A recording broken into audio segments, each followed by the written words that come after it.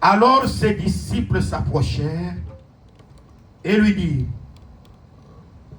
c'est dit que les pharisiens ont été scandalisés des paroles qu'ils ont entendues. Jésus répondit, toute plante que n'a pas planté mon Père céleste sera déracinée.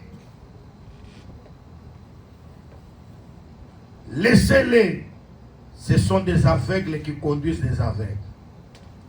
Si un aveugle conduit un aveugle, ils tomberont tous deux dans une fosse.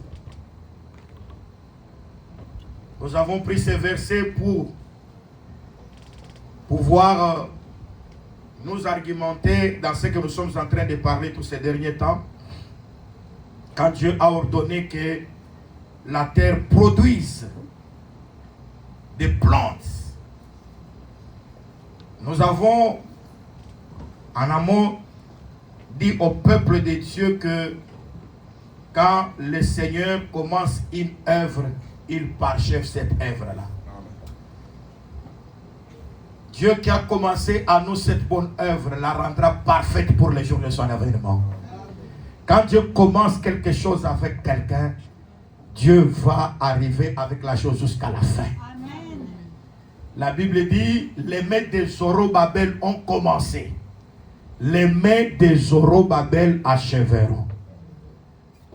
Donc le travail que Zorobabel a commencé ne peut pas s'arrêter à mi-chemin. Ce que Zorobabel a commencé, Zorobabel va l'achever. Quoi, j'avais dit qu'il est avantageux que Dieu commence l'œuvre en vous. Si ce sont des humains qui commencent, tu vas arriver à un certain temps à mi-chemin, tu abandonnes. Mais quand Dieu commence quelque chose, Dieu va faire que la chose puisse arriver jusqu'à sa fin. Remarquez que Paul regarde les Galates. Il dit, vous avez bien commencé. Mais qui vous a arrêté? Donc en d'autres termes, ils étaient spirituels en avant. Au milieu des Galates, il y avait des miracles qui s'étaient opérés. Au milieu des Galates, des malades étaient guéris par la foi en Jésus-Christ. Mais regarde les Galates actuels, Istanbul. C'est plein de musulmans. Galates où Paul avait prêché là. Aujourd'hui c'est Turquie, Istanbul là-bas. Où maintenant il y a plusieurs musulmans. Moi j'ai compris exactement qu'en réalité, ils aimaient bien encore pratiquer les œuvres de la loi de Moïse. Or, nous ne sommes pas justifiés par les œuvres de la loi, mais nous sommes justifiés par la foi en Jésus-Christ. Et ça, c'est très important. Je voudrais annexer quelque chose par la grâce de Dieu. Exode. Parce que quand nous marchons dans les Écritures nous consolent et nous édifient davantage. Amen. C'est pourquoi nous aimons les Écritures. Et ça nous fait du bien quand on lit les Écritures. Et surtout quand Dieu lit pour nous. Parce que quand les hommes lisent pour eux-mêmes, ils ne comprendront pas. On a demandé à l'énigme éthiopien, est-ce que tu comprends ce que Dieu est en train de lire?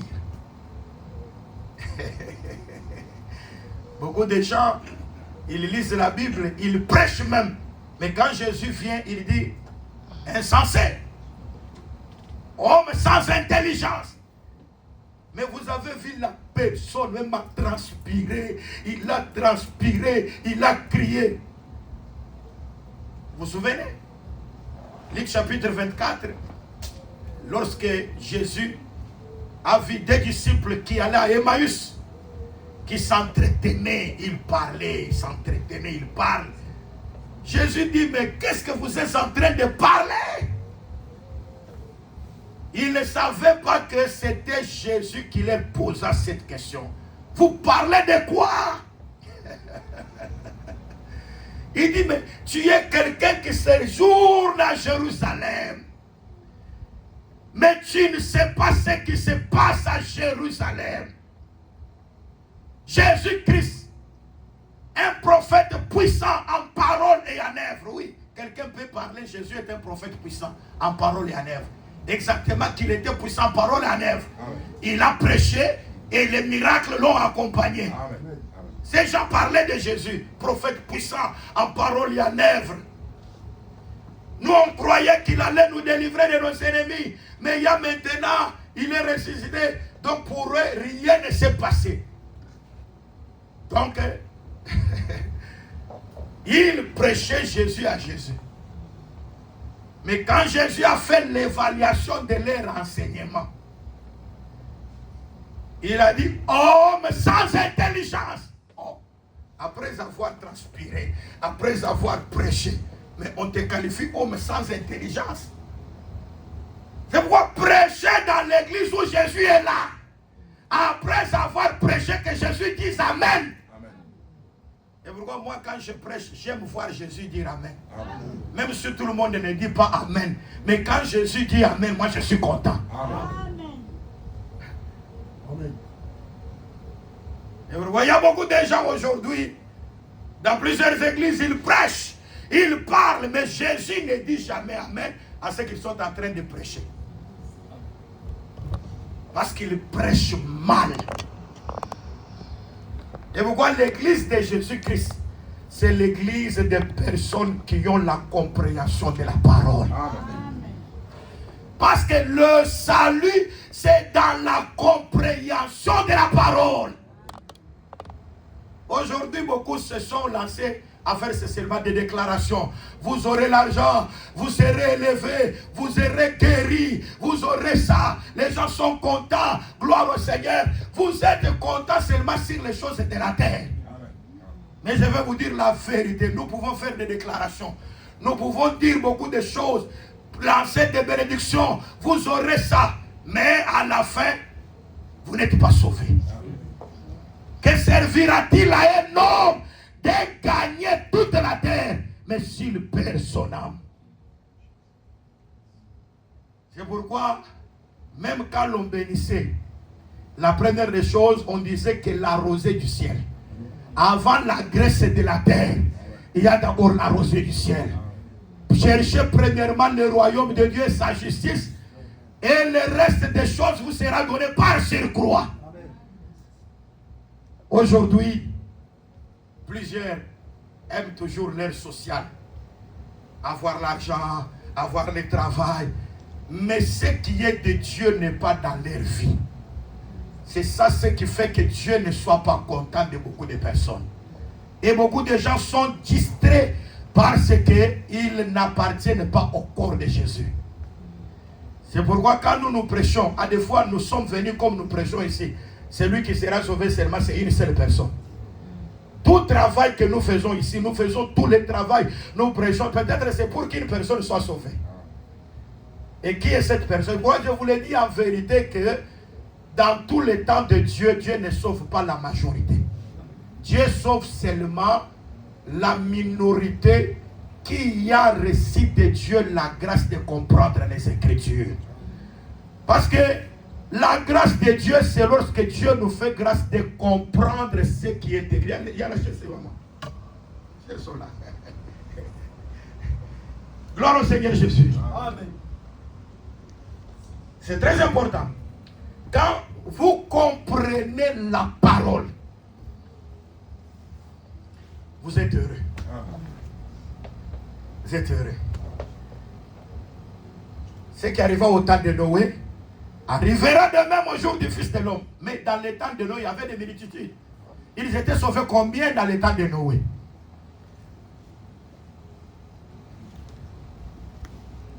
C'est une question que je pose. Combien étaient sauvés dans le temps de Noé?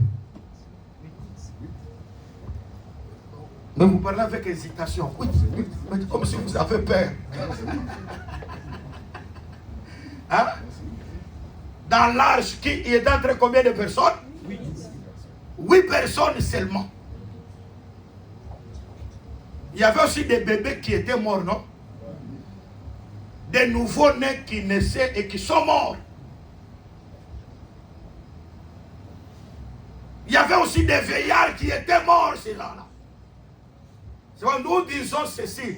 Les 8 qui étaient sauvés dans l'arche étaient la famille de Noé. Dieu n'avait pas dit à Noé, construis l'arche pour appeler les gens qu'ils viennent entrer dans l'arche.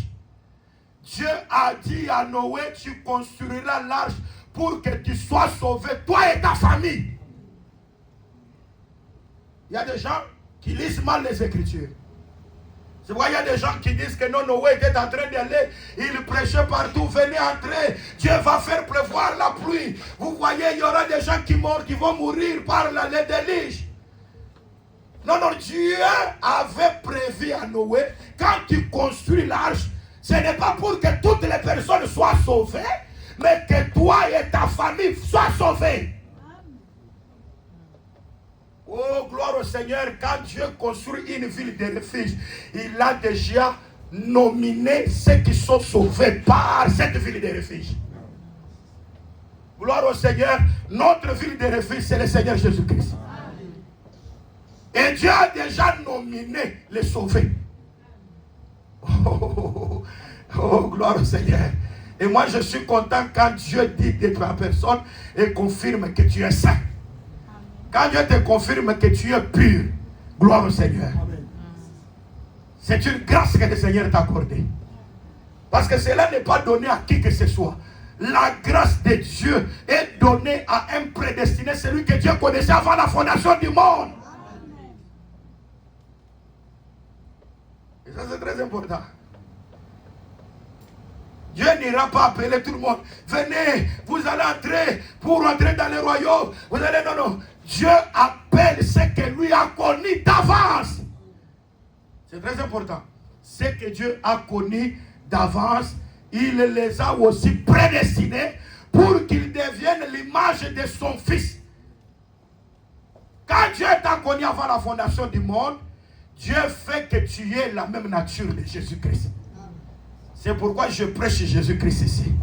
Et j'aime que Jésus-Christ dise Amen à ce que la parole est en train de parler. Et celui qui doit évaluer tout ce que nous sommes en train de parler, c'est le Seigneur Jésus-Christ. Les Galates n'avaient pas compris. Ils n'avaient pas compris.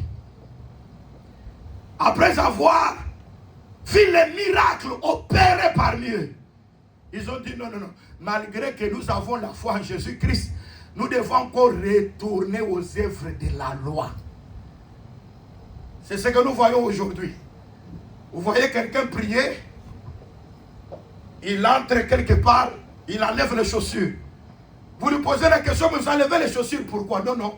On avait dit à Moïse, enlève les chaussures de tes pieds. Parce que le lieu où tu es, c'est un lieu saint. Quand Josué a croisé les chefs de l'armée de l'Éternel, on a dit à Josué, enlève les chaussures de tes pieds, parce que le lieu, c'est pourquoi moi aussi j'enlève les souliers. Il dit, tu as lu l'écriture et tu as posé ta foi dans l'écriture. Bien aimé, nous disons que la foi vient de... Mais ce que l'on attend vient de quoi? C'est très important. Nous disons que d'abord, la foi vient d'abord de ce que l'on entend. Mais ce que l'on entend vient de la parole de Christ.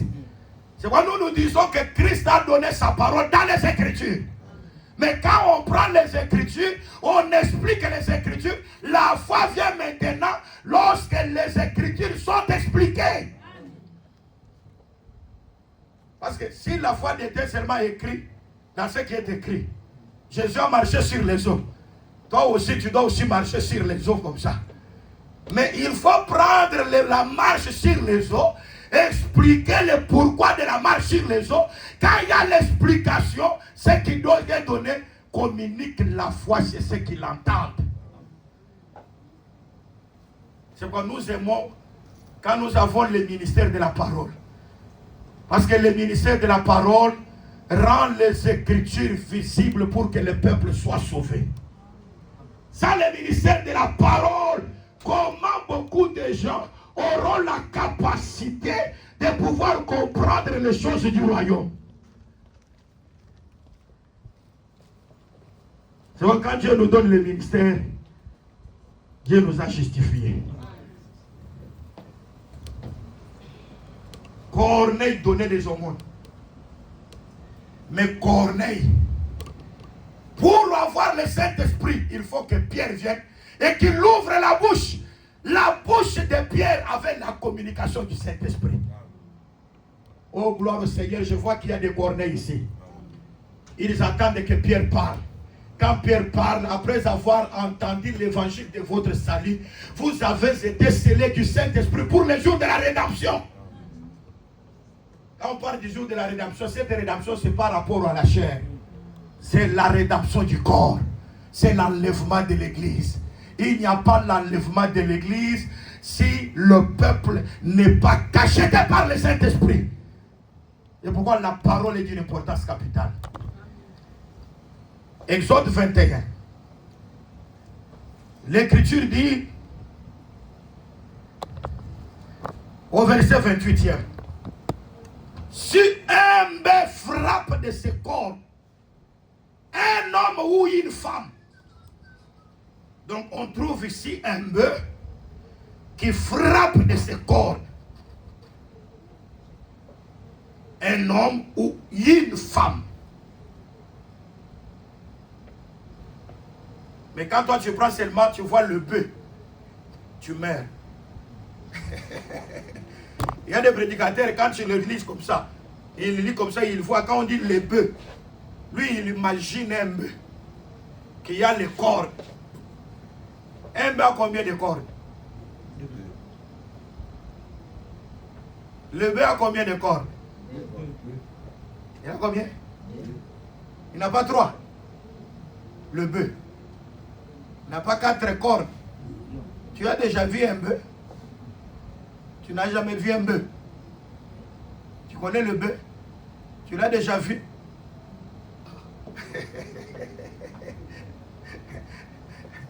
Ah oui. L'enfant dit que lui, il n'a jamais vu le bœuf. Ah, mais il l'a déjà vu. Il a déjà vu un bœuf. Moi, je sais qu'il a déjà vu un bœuf. Et le bœuf n'a seulement que les 2 cornes. Mais écoute, on dit que ce bœuf a les cornes. Mais à travers ces cornes, le bœuf a pu tuer par ses cornes. Il a frappé de ses cornes un homme ou une femme. Et que la mort en soit la suite. Donc quand le bœuf à travers les cornes a frappé un homme ou une femme, en frappant, il y a la mort qui vient. Qu'est-ce que l'Écriture dit? Le bœuf qui a frappé, lui aussi sera lapidé. Ah, le bœuf aussi sera lapidé. Mais écoute, sa chair ne sera point mangée. Ah, je me limite d'abord là. Ça, c'est le frère Moïse qui a parlé.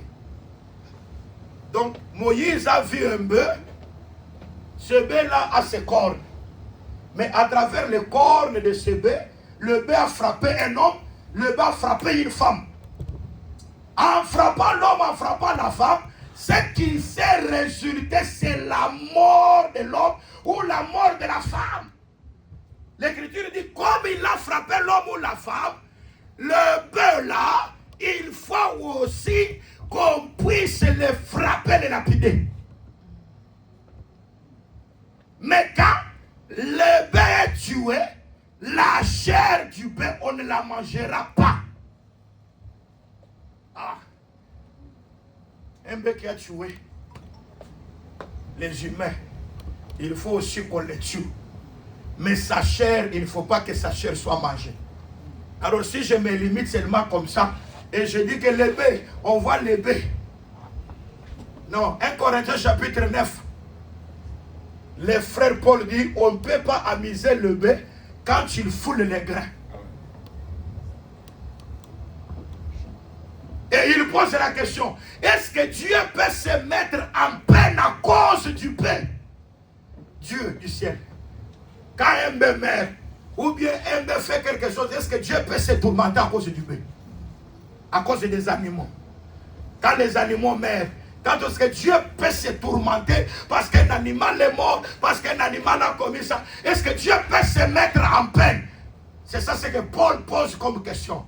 Il dit quand Dieu parle du bœuf, il ne parle pas de ce bœuf animal, mais il parle de nous qui sommes les serviteurs de Dieu. Donc quand nous voyons le bœuf, selon Paul, c'est les serviteurs qui travaillent dans le champ de Dieu. Je vous le confirme, comme nous sommes là, nous sommes le bœuf de Dieu. Amen. Comme je travaille là, je suis en train de labourer dans les champs. Amen. Et pendant que je laboure dans les champs, ne me ferme pas la bouche. Amen. Laisse que je parle. Or, quand Paul parle de ne pas émisser, c'est-à-dire le bœuf, pour avoir la vigueur, en travaillant, il mange. Gloire au Seigneur, Paul parlait cela. Et il a confirmé, dit que ceux qui remplissent les fonctions sacrées, ils sont nourris par le temple. Et celui qui travaille à l'autel, il a part à l'autel. Paul interprète, il dit, Dieu a ordonné que ceux qui annoncent l'évangile vivent de l'évangile. Ah, Paul a interprété que le bœuf qui travaille, qui doit manger, ce sont ceux qui annoncent l'évangile. Et aujourd'hui, ceux qui annoncent l'évangile, c'est le ministère de la parole. Il a donné les uns comme apôtres, comme prophètes, comme évangélistes, comme docteurs et pasteurs pour le perfectionnement des saints. Ce sont les bœufs qui sont en train de travailler. C'est très important. Mais je vous dis que quand Dieu a fait le jardin, il y avait le premier bœuf qui était dans le champ. C'était Adam. Dieu a dit que Adam doit être dans le champ pour faire quoi? Pour faire quoi? Soyez le lecteur de la Bible. Soyez le lecteur de la Bible. Dieu a dit à Adam, lorsqu'il l'a placé dans le jardin, c'était pour que Adam puisse cultiver et garder le jardin. C'est ça. C'est très important. Mais est-ce que Adam l'a fait réellement? C'est pourquoi nous disons que les deux rôles se sont manifestés à travers les deux fils d'Adam. Or, quand on garde les jardins, on est berger. Et parmi les deux fils d'Adam, c'est Abel qui était le berger. C'est très important. Or, le berger, c'est pour garder. C'est très important. Cultiver, c'est Caïn qui était cultivateur. Donc, ce que Dieu avait parlé à Adam, c'est manifesté à travers les deux fils d'Adam. Et donc, quand vous voyez Caïn, vous voyez Abel, c'est la reproduction d'Adam. Et moi, je suis contre la personne qui a dit que Caïn était l'enfant du diable par rapport à la relation sexuelle. Pourquoi? Parce que 1 Jean chapitre 3 verset 8 dit Caïn était du malin. Je vous l'ai dit de tout cœur. Les Juifs n'étaient pas la descendance de Caïn par rapport à la chair. Les Juifs étaient la descendance de Seth par rapport à la chair. Mais quand Jésus est venu voir les Juifs, il a dit race des vipères. Il a vu la sémence du serpent dans les Juifs. Pourquoi? Parce qu'il a vu que ces Juifs-là, un jour, ils doivent achever l'œuvre en les tuant. Et c'est très important. C'est pourquoi 1 Jean chapitre 3 verset 8 ne ressemblait pas à Caïn qui était du malin. L'Écriture dit parce que ses œuvres étaient mauvaises. Donc toute personne dont les œuvres sont mauvaises, il n'est pas de Dieu. Amen. Est-ce que vous êtes là? Amen. Toute personne dont les œuvres sont mauvaises ressemble à Caïn qui était du malin. Parce que celui qui est du malin, ses œuvres sont mauvaises. Quelles sont les œuvres de Caïn? Un jour, j'avais parlé au pasteur Branham que Dieu avait parlé à Caïn. Il dit non, Dieu ne peut jamais parler à Caïn. Dieu a dit que le péché se couche à la porte de la maison. Si tu agis bien, tu redresseras ton visage. Je vous le dis en vérité, même quelqu'un qui doit périr, Dieu doit nous communiquer la parole. Amen. Et si cette personne est de Dieu, la parole de Dieu trouvera la foi dans cette personne-là.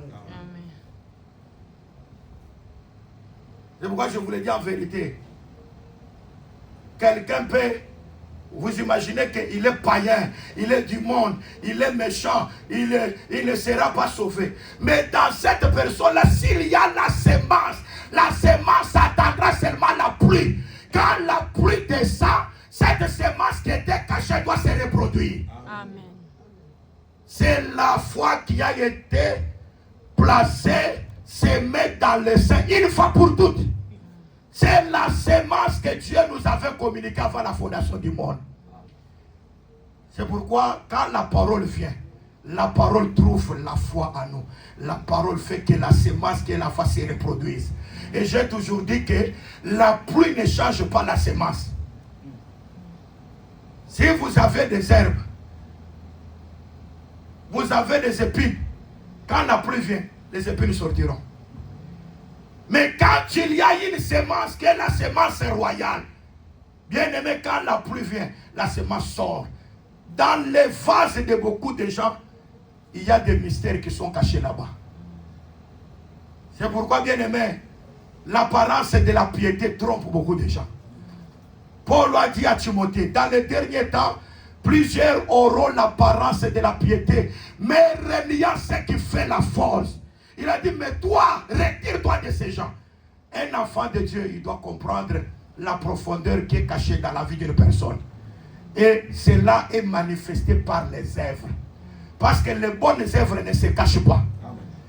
Les bonnes œuvres sont manifestées même avant qu'on les juge. Mais les mauvaises œuvres se cachent. C'est pourquoi vous trouvez aujourd'hui beaucoup de gens, il y a des hypocrites, il y a des gens qui sont plusieurs hypocrites. Ils font mention qu'il y a la chose de Dieu en eux, mais par leurs œuvres, ils sont définis. Que le Seigneur nous aide. C'est pourquoi nous nous disons que il y a la profondeur des choses qui est dans l'homme. J'avais parlé le dimanche, autre dimanche ici, de Romains chapitre 7, où Paul dit, les biens que je veux faire, je ne le fais pas.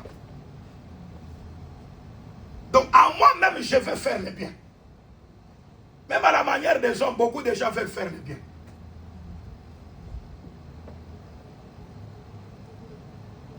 Vous trouvez même quelqu'un, il a fait le pacte avec Satan. Mais on lui pose même la question, est-ce que toi tu as déjà fait la magie? Est-ce que toi déjà tu es sorcier? Il va te dire, non, non, moi je ne suis pas serviteur de Satan. Moi je n'ai jamais fait ça. Donc à la manière des hommes, pour se montrer aux hommes qu'il est bien, il manifeste une autre nature qui n'est pas. Mais sa vraie nature est définie par ses œuvres. Donc par des paroles, tu peux dire quelque chose. Mais on te verra bien par tes œuvres. Ce sont les œuvres qui vont définir en réalité ce que tu es. Tromper tout le monde, mais tu ne peux pas trouver ta propre conscience. Parce que je te l'ai dit de tout mon cœur, que comme nous sommes là, chacun est prophète de sa propre vie. Amen. Chacun est prophète de sa propre vie. Chacun sait qu'il sait que tout ce qu'il fait, tout ce qui est en soi, il sait. Tu peux mentir tout le monde, mais tu ne peux pas te mentir ta propre conscience. Parce que il y a un Dieu qui est dans la conscience qui nous interpelle. Un enfant de Dieu, lorsqu'il pêche, sa conscience le juge. Et il ne demeure pas dans le péché. À cause de la conscience qui va commencer.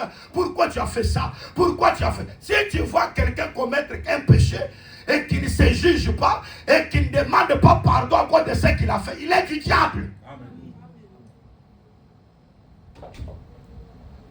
Mais un enfant de Dieu, quand il commet quelque chose du mal, il est interpellé dans sa conscience. S'il ne demande pas pardon, il n'aura pas la paix. La paix vient par la repentance. Parce que la repentance, c'est un don que Dieu nous communique. Et je suis ici pour que les enfants de Dieu se manifestent. Et je sais que parmi nous, il y a des enfants de Dieu. Et la vraie sémence doit se manifester par les bonnes œuvres.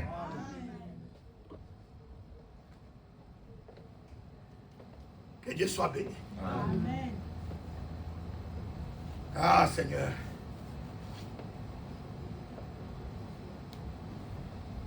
Paul dit, le bien que je veux faire, je ne le fais pas. Mais le mal que j'ai est. Oh, je vous dis, même les enfants du diable n'aiment pas le mal. Hein? Un sorcier qui a envoûté des gens, qui a ensorcelé des gens, qui a tué. Hein? Vous ne voyez pas que quand la personne meurt, les sorciers pleurent beaucoup. Hein? Oh, mais je mens, non? Je mens. Hein? Hein? Mais c'est la vérité, non? Donc, quand vous voyez la personne qui est morte là, c'est lui qui est à la base. Mais elle pleure, pleure, pleure. Ah, tu es parti, tu m'as laissé. Et beaucoup de sorciers s'adressent aux morts. C'est pourquoi au cimetière là, quand on dit qui a les dernières paroles, c'est ton père ou ta mère qui est mort ou son frère, qui fait parler quelque chose. Alors toi, tu es un enfant de Dieu, tu te mets là au cimetière. Il dit, va en paix. C'est comme l'autre, donne-moi la force. Mais celui-là, les cadavres là ne t'écoutent pas. Amen. Comment il va te donner la force? Il y a d'autres qui postent sur le Facebook l'image du cadavre. Tu étais bien pour moi, tu es mort. Il parle au cadavre. Qui n'est pas dans ton pays quelqu'un qui évoque les morts. Tous ceux qui parlent aux morts, ils sont en abomination devant l'Éternel.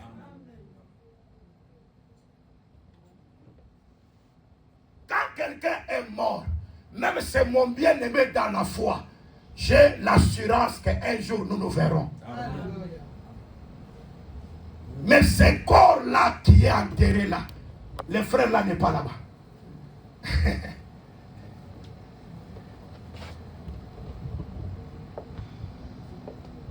Le frère n'est pas là-bas. Donc ces cadavres-là ne m'écoutent pas. Non, parle, dis seulement les derniers mots pour dire adieu à celui qui est parti. Bien-aimé, je ne le dirai pas. C'est pourquoi le jour où tu dormiras, dors et laisse-nous avec l'espérance. Laisse-nous avec l'espérance que c'est bien-aimé ici, comme il est parti, un jour nous nous retrouverons ensemble. C'est pourquoi un prophète a dit dans les Écritures, heureux des personnes qui meurent par l'épée au lieu de ceux qui meurent par la famine. Hein? C'est-à-dire qu'il y a des sortes de morts. Il y a des personnes qui meurent par la famine, ils sont malheureux. Parce qu'il a manqué le pain, il n'a pas quelque chose à manger, il meurt. Là, il est malheureux. Mais si tu meurs par l'épée, tu es le bienheureux. Et quand je parle de l'épée, je parle de la parole. Quand nous prêchons la parole, nous sommes en train de tuer les œuvres de la chair. Et quand vous mourrez, un jour vous ressusciterez. Mais quand vous mourrez de la faim, parce que vous n'avez pas obtempéré la parole de Dieu, vous êtes le plus malheureux de tous les vivants. La parole est d'une importance capitale. Paul dit pourquoi ce que je veux faire, je ne le fais pas. Le bien que je veux faire, il dit parce que dans ma chair, il y a une loi, la loi qui lutte contre la loi de l'entendement. Bien-aimé, tu peux faire semblant, mais il faut qu'on obtempère dans ta chair. Tu as quelle loi? Hein? Aux hommes on appelle ça moutou. Azana mobeko moko izana katinaye. Mobeko wana ebundi saka eyokeli yanzambe. Hein? Tu vois, la personne fait semblant. Hein? Mais à lui, la sémence, c'est ce que Paul dit. Or, en réalité, il a commencé par dire, la femme reste la femme de l'homme pendant que le mari est vivant. Mais si le mari meurt, elle peut devenir la femme d'un autre. Ah, nous avons compris qu'il parlait des personnes qui connaissaient la loi. Pour dire que, quand on parle de la loi, on parle de Moïse. Aussi longtemps que vous savez Moïse, en vous-même, même si la grâce va venir, vous n'allez pas croire à la grâce. Parce que vous êtes liés à cette loi-là. C'est pourquoi nous disons aussi qu'il y a des personnes qui sont liées à de certaines exigences, même s'ils font des efforts. Mais on prêche la parole. Vous voyez, la personne est là. La parole devient, elle se lance contre un imperméable. Et boum, et ça sort. La parole n'entre pas. Pourquoi? Parce qu'il y a une force à l'intérieur qui fait que la parole n'entre pas. Et ça, c'est très important. C'est là que Pierre dit, ce n'est pas par de l'or périssable, ni par de l'argent périssable, que nous avons été rachetés de la même manière que nous avons hérité de nos pères. Chacun par ses parents a hérité de certaines choses. Mais c'est la rédemption en Jésus-Christ qui vient pour enlever cette racine d'amertume afin que l'intérêt soit accessible pour recevoir la parole de Dieu. Donc si cela ne vient pas, c'est difficile que la parole puisse entrer. C'est pourquoi il y a des personnes, un frère Kalou, qui luttent en soi-même. Donc des combats, vous voyez que la personne lutte avec un caractère, lutte, il veut faire quelque chose, mais il regarde le monde, il est influencé, il fait comme ça. Donc vous voyez la parole, il dit mais j'aime la parole, mais l'influence du monde fait que je ne puisse pas pratiquer la parole.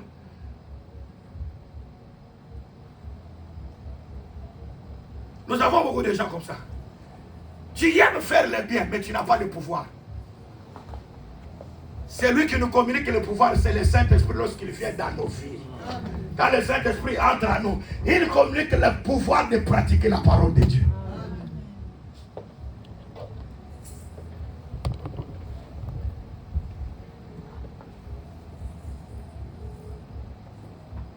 Je disais que les Galates,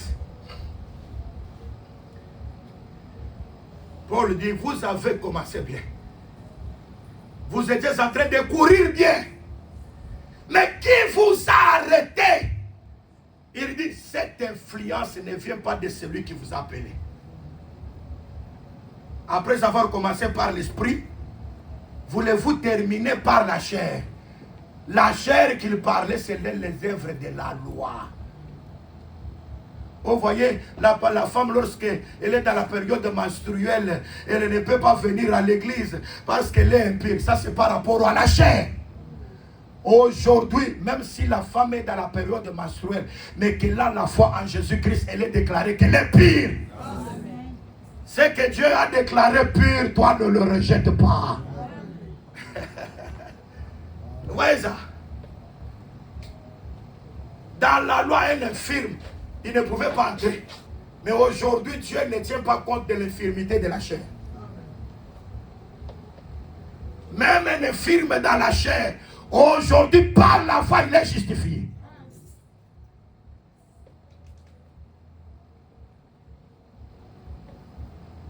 Le bœuf qui a les deux cornes. Je disais qu'en réalité, Adam avait aussi les deux cornes. Les deux cornes d'Adam, c'était Caïn, c'était aussi Abel. Mais remarquez que Abel était cultivateur. L'offrande d'Abel, moi je dis que cette offrande n'était pas mauvaise. Parce que c'était le produit de la terre. L'œuvre du troisième jour de la création. Et dans le troisième jour de la création, Dieu a dit que cela était bon. Mais pourquoi pour Caïn il n'a pas accepté? Oui, Caïn a donné les fruits de la terre. Mais pourquoi Abel, Dieu a accepté son offrande? Premièrement, nous croyons que Abel a donné les premiers-nés du troupeau. Mais Caïn n'a pas donné le premier-né. Il a donné seulement le fruit de la terre, mais n'a pas donné le premier-né. Or, le premier-né, c'est la force, c'est la vigueur, c'est tout ce qui appartient, la force. Et pourquoi nous aimons que tout ce qui était offert dans les sacerdoces lévitiques, c'était seulement des offrandes.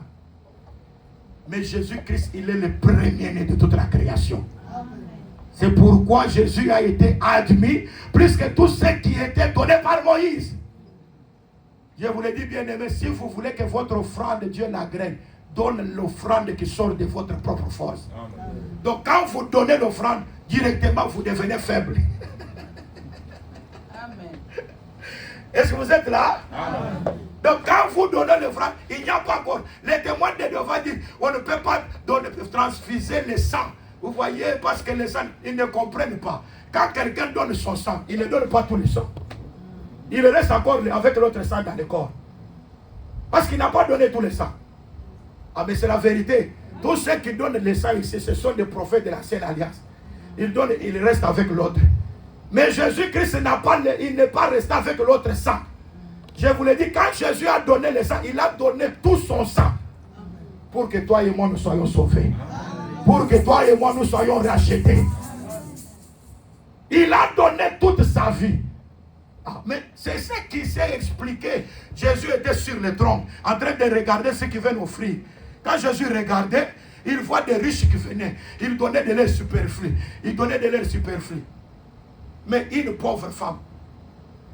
La pauvre femme a donné tout ce qui était pour sa vie. Les dessous. Jésus dit, de tous ceux qui ont donné, ils ont donné de l'air superflu. Mais cette femme, elle a donné tout ce qui était pour elle. Tout ce qui était pour elle, elle a donné. Les dessous. Et moi, Jésus dit que l'offrande de cette femme est plus considérée que de ces riches-là qui ont donné beaucoup. Hein? Par exemple, dans ton budget, tu as seulement que 20 euros. Mais il y a des gens qui ont, par exemple, 10 000 euros. En ayant 10 000 euros, ils peuvent venir avec 1 000 euros donnés à l'église. Il remet 1 000 euros. Mais c'est la personne qui a seulement que les 20 euros. Parce que quand toi tu as 10 000 euros, tu donnes 1 000 euros, il reste combien? 9 000. C'est-à-dire que toi tu as gagné le plus, non? Mais l'autre a 20 euros. Il vient avec les 20 euros, il donne les 20 euros. Il reste avec quoi? Hein? Et maintenant, entre celui qui a donné 1 000 euros et la personne qui a donné 20 euros, qui a donné plus? Hein? Ah, gloire au Seigneur. Pourquoi la personne qui a donné 20 euros est plus que la personne qui a donné 1 000 euros, il est resté avec 9 000? Hein? C'est ça le problème. C'est pourquoi Jésus a dit que cette femme a donné plus que tous ces riches. Parce qu'elle a donné tout ce qui était pour sa vie. Vous voyez ça? Et moi, nous disons en réalité, donner même à l'église, ce n'est pas parce qu'on a quelque chose. Et je m'entendais bien aimé? Venir offrir, ce n'est pas parce que j'ai l'argent, parce que j'ai quelque chose. Il y a des personnes, ils viennent à l'église, quand on dit donne quelque chose dans son cœur, quand même, il reste même avec quelque chose qui était pour sa servir les jours-là. Mais à cause de Dieu, il donne cela.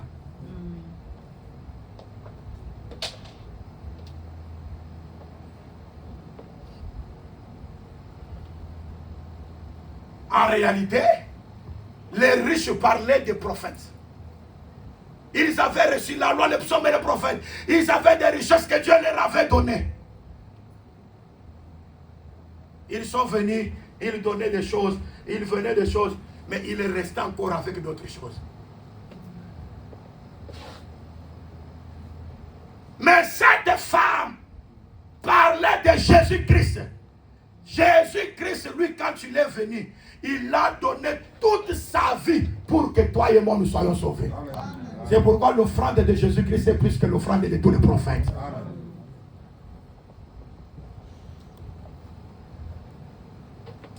Imitons Jésus dans tout ce que nous faisons. Même dans nos offrandes, imitons Jésus. Dans tout ce que nous, même dans la prière, imitons Jésus. Et c'est très important. Bien aimé, j'ai rêvé à ce que Moïse avait parlé.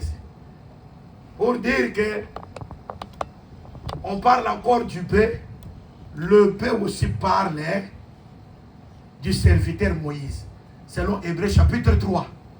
Il était le serviteur fidèle dans la maison de Dieu. Donc le paix de Dieu dans la maison, c'était Moïse. Mais Moïse avait les deux cornes. Les deux cornes sont écrits en Ézéchiel 23. Ézéchiel 23, on parle de deux sœurs, mais qui sont sorties seulement d'une seule maman et d'un seul père. Et les deux sœurs là, l'écriture parle de Hohola et Holiba, Samarie et Jérusalem. Parce qu'à un certain temps, Israël était divisé en deux. Il y avait les 10 tribus et il y avait aussi les 2 tribus. Mais c'était des frères.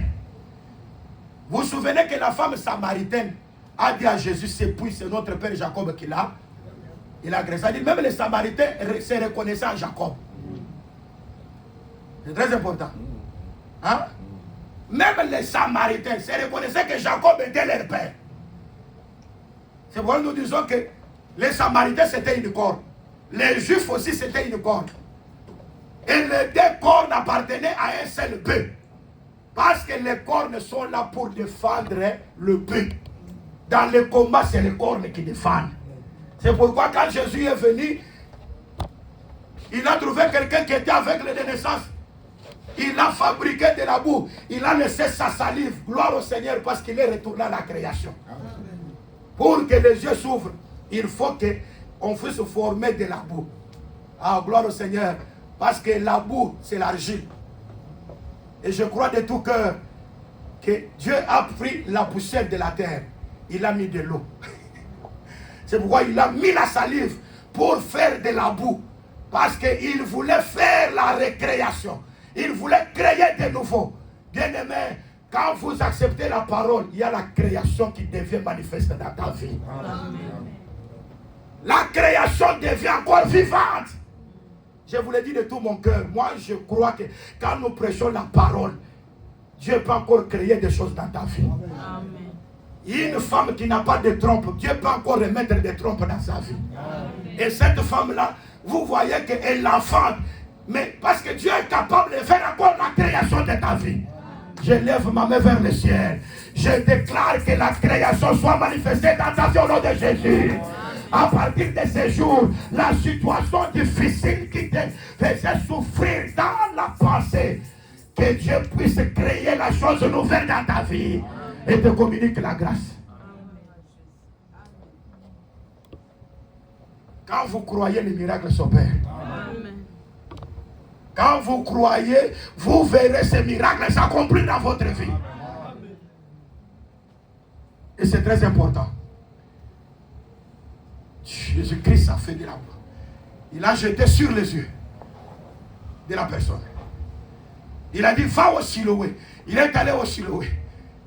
Il a lavé le visage et il a vu clairement. Oh, mais les pharisiens viennent et disent, donne gloire à Dieu. Nous savons que cet homme est un pécheur. Il dit, quelqu'un a oué mes yeux. Donc pour la personne, la boue là, c'était l'onction. Parce qu'aujourd'hui, plusieurs l'onction, c'est seulement l'huile. Il représente l'huile d'olive.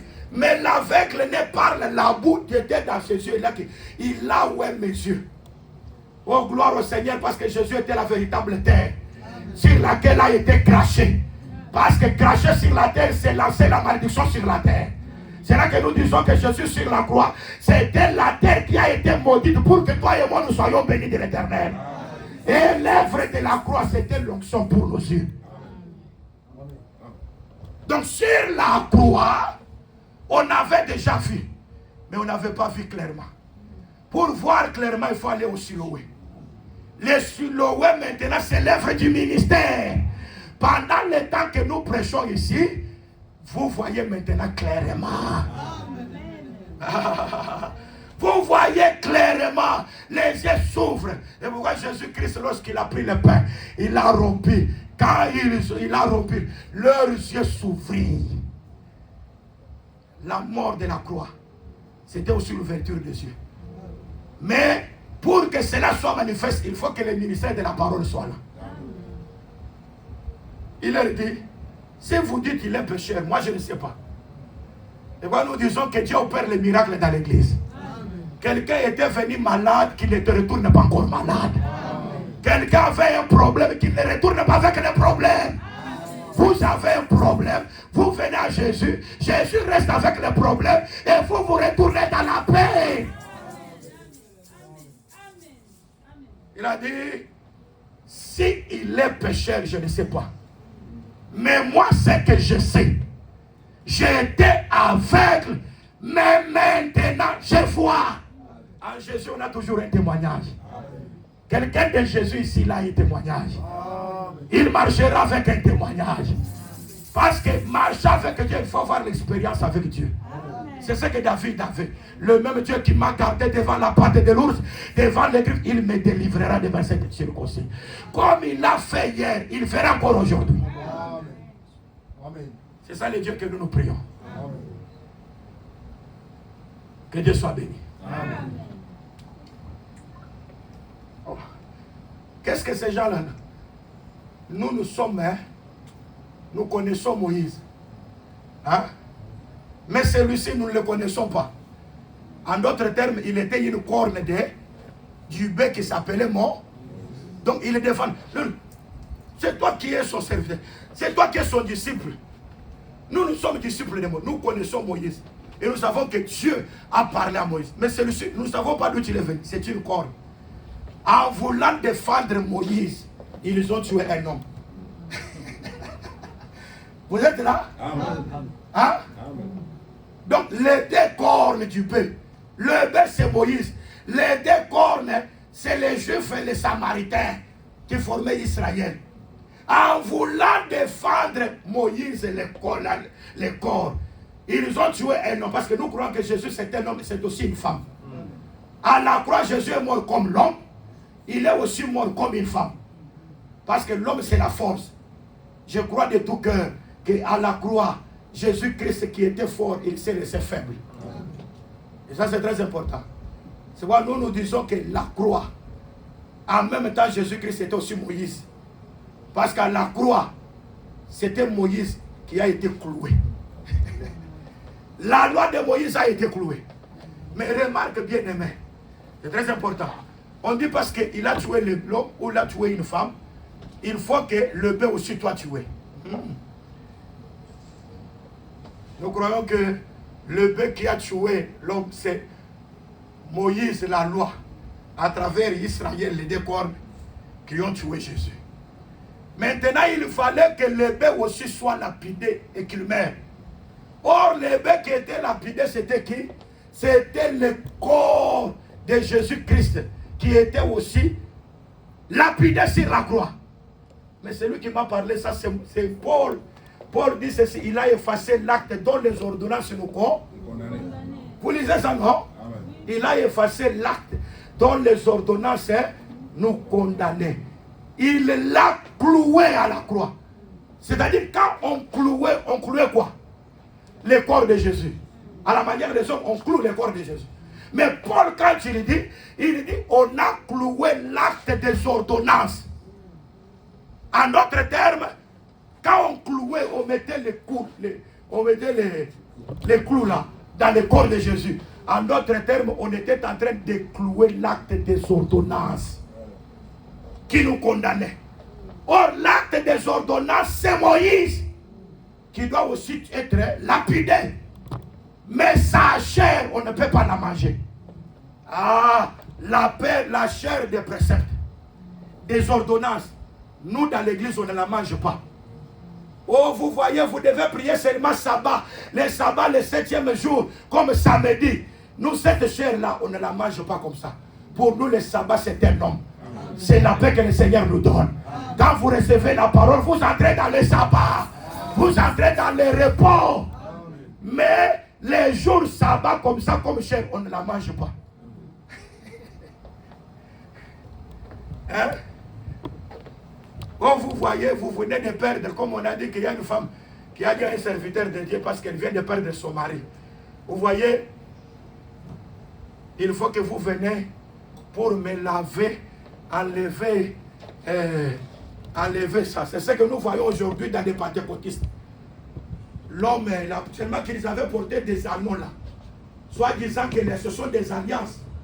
Les jours là, lorsque un des partenaires meurt, il y a des pasteurs qui viennent là. Aujourd'hui, nous allons encore enlever l'alliance du mariage pour couper l'alliance. Bien aimé, la mort, c'est déjà le lien qui a été coupé. Hein? Oh, vous voyez, cette sœur-là a dit à un frère qui m'a dit, non, non, venez, vous de la famille, me laver, me purifier. Non. Quand l'homme est déjà mort, tu es pur. Oh, il ne m'attend pas. Hein? Il y a d'autres noms de pasteurs qui viendront prier. Ils vont prier pour toi, pour enlever. Ils vont enlever quoi? Si Dieu lui-même a déjà enlevé. Oh. Vous êtes là? Hein?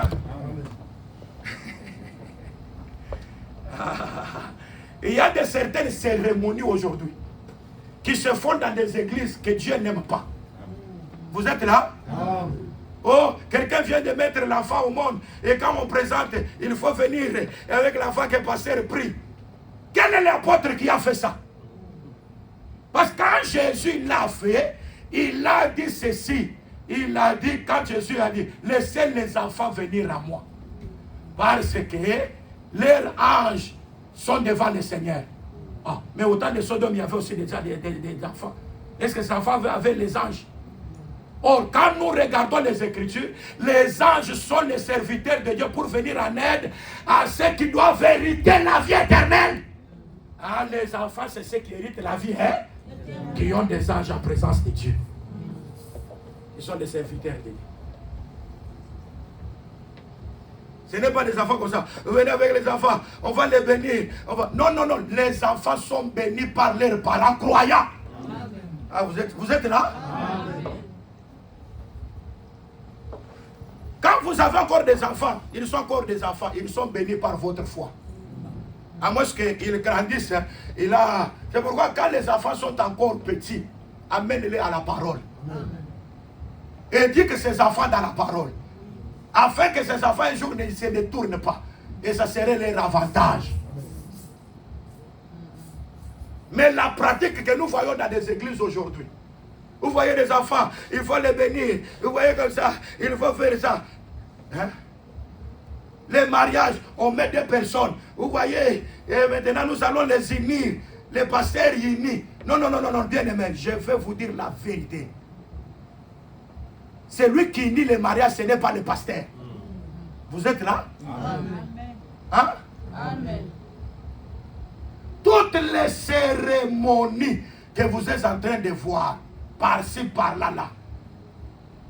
Bien aimé, je vous l'ai dit, les apôtres ne connaissent pas ça. Jean chapitre 17, Jésus a dit que Père, je ne prie pas seulement pour eux, mais pour ceux qui croiront en moi par leurs paroles. Hein? Nous croyons en Jésus par les paroles des apôtres. C'est ça, non? Amen. Quand vous voyez une femme prêche, l'apôtre n'a pas prêché, aucun apôtre n'a prêché qu'une femme doit prêcher. Alors, quand toi tu laisses une femme prêcher, est-ce que tu crois aux paroles des apôtres? Non.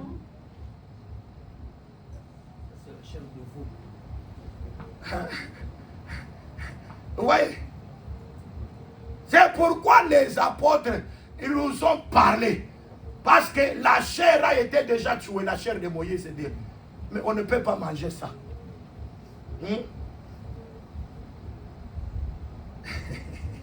Il y a des gens jusqu'à aujourd'hui qui mangent la chair de Moïse. Mais Moïse a tué Jésus. Vous voulez manger sa chair comment?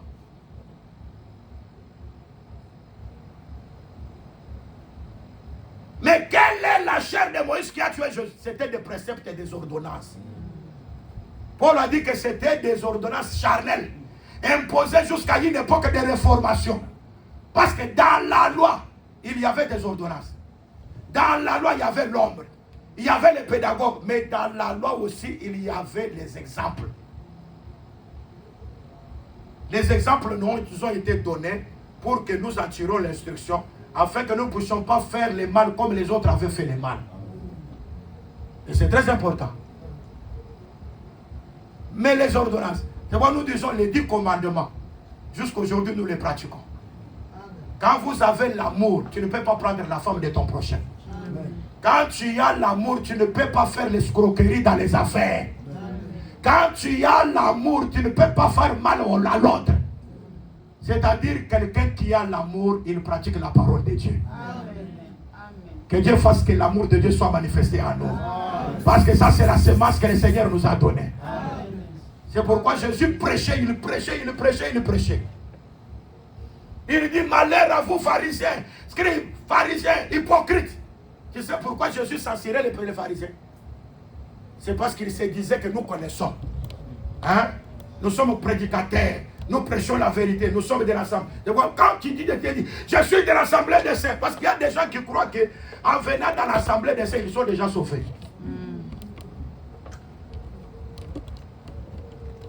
Ils sont spécialistes à faire des débats. Mais la vie de la parole n'est pas en eux. Faire des débats, ce n'est pas synonyme d'être enfant de Dieu. Mais c'est la vie qui te reflète, qui montre réellement ce qui est caché dans ta vie.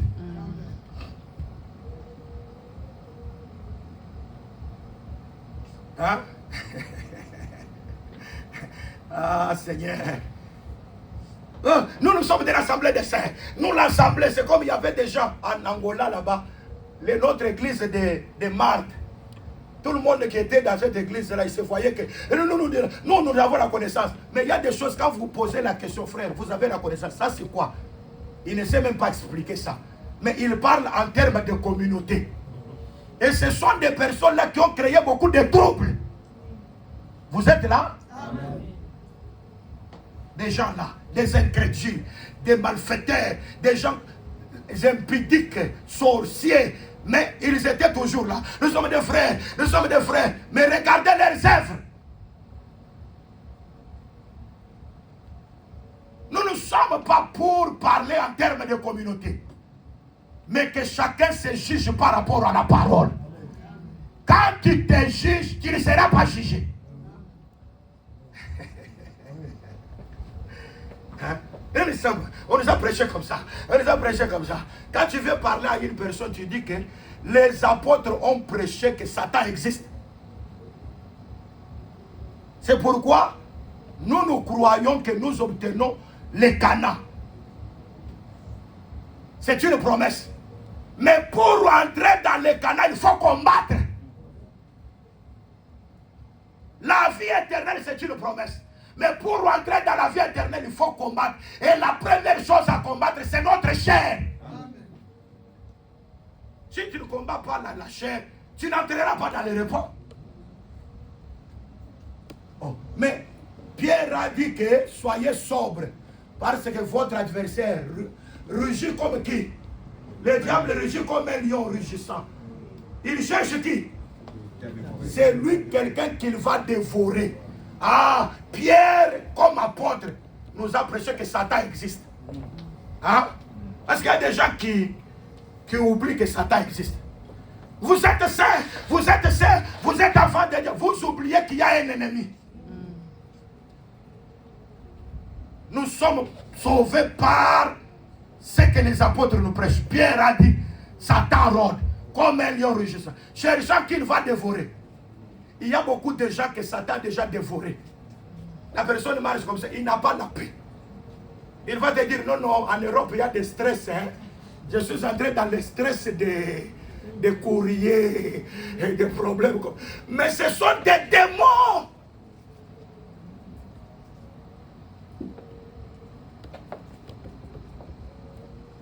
Qui dit que l'Europe va faire quelque chose? Satan est là. Vous êtes des dieux, Satan aussi existe. C'est lui qui nous a dit, c'est l'apôtre Pierre. Il rôde. Je vais vous dire la vérité, il y a des hommes comme ça qui sont des démons. Même dans l'église de Jésus-Christ, tous n'étaient pas saints. Un était un démon. Les démons qu'il parlait, c'était qui? Ici aussi. Ici. Hein? Il y a sœur démon, frère démon. Vous cherchez les démons, les esprits. On dit que quand vous entrez dans la ville, hein, Vous trouvez des ennemis, créez d'abord la paix. Hein? Il faut d'abord vous vérifier vous-même. Quand vous avez la paix, vous direz non, non, non, ça, j'ai le pouvoir de vous combattre. Mais quand vous-même, vous n'avez pas la paix, je vais vous dire la vérité. Si en vous-même, vous avez quelque chose d'impire, ne chassez pas les démons.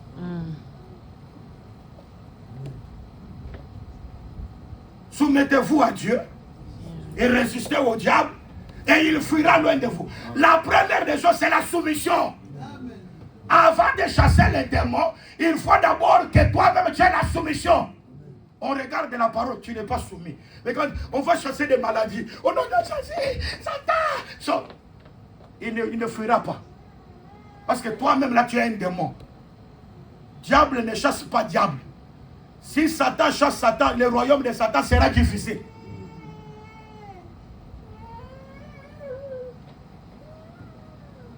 L'évangile doit être prêché comme ça.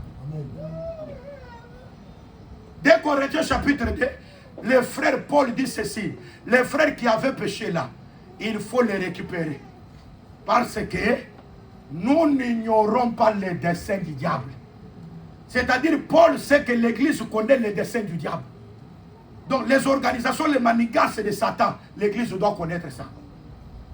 Nous avons aujourd'hui beaucoup de personnes liées par les forces du mal, mais c'est dit, je suis saint, je suis saint. Mais la personne en soi-même n'a pas la paix. La personne en soi-même, même dans ses rêves, il n'y a même pas la paix, même dans ses songes. Hein? Quand le mariage, les choses, il y a des problèmes, rien n'avance dans les mariages. Vous avez un certain âge, les mariages compliqués, et enfantés compliqués, il y a des choses bien aimées. Nahum a dit ceci. C'est Dieu qui a dit à Israël, je ne répéterai pas la tristesse deux fois.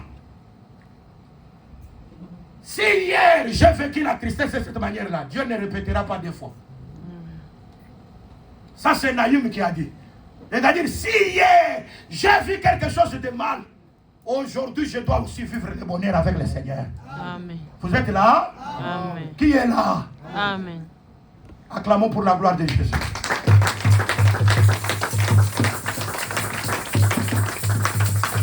Il y a de certaines choses, il faut se révolter et chercher Dieu. Tu dis, ça ne va pas. Je ne peux pas rester comme ça. Ça ne va pas. Moi je dis, Jésus censurait les pharisiens parce qu'ils se disaient, nous connaissons. Maintenant, on veut dire à Jésus, mais vous savez que ce que vous avez parlé hier là, ils ont été tous scandalisés. Jésus, toute plante que mon Père n'a pas plantée sera déracinée et jetée au feu. Ah, c'est-à-dire qu'il y a des plantes que Dieu ne plante pas. Hein? Hein? Donc Jésus voulait dire, ils sont des plantes que Dieu n'a pas plantées. Ah. Oh, mais des plantes. Paul aussi a dit que moi j'ai planté, Apollos a arrosé. Hein? Ce n'est pas celui qui plante qui est quelque chose. Ce n'est pas celui qui arrose qui est quelque chose, mais celui qui fait croître la semence. Ah. Ah. Mais nous regardons dans le livre de Psaumes. Dieu dit que j'ai arraché une plante de vigne en Égypte. Et je suis venu la planter ici. Parce que Israël aussi c'était une plante. Mais être la vraie plante. Mais quand Jean-Baptiste dit, il dit que la cognée est mise en dessous de tout arbre. Tout arbre qui ne portera pas de fruits sera fait quoi? Coupé. C'est ce que Jésus dit. Toute plante que mon Père n'a pas plantée sera des rats. Bien aimé, soyez une plante choisie par Dieu. Quand vous êtes posé par Dieu, comme Dieu a enlevé Israël comme une vigne pour le planter en Canaan, que Dieu puisse te planter dans ta promesse. Tu auras la victoire sur Satan. Tu auras la victoire sur la maladie. Tu auras la victoire sur toutes les malédictions de la famille. S'il y a des gens de la famille qui étaient frappés par certaines lois, toi tu ne seras pas frappé par cette loi-là. Parce que tu es une plante que le Seigneur a plantée pour sa louange. À partir d'aujourd'hui, comme vous êtes la plante de Dieu, portez les fruits pour la gloire de Dieu. Amen. Les fruits de la gloire de Dieu. Amen. Les fruits de la bénédiction. Amen. De la bonne santé. Amen. Toutes les bonnes choses vous accompagneront. Pratiquez les bonnes œuvres et la gloire de Dieu nous sera en partage. Que Dieu bénisse sa parole.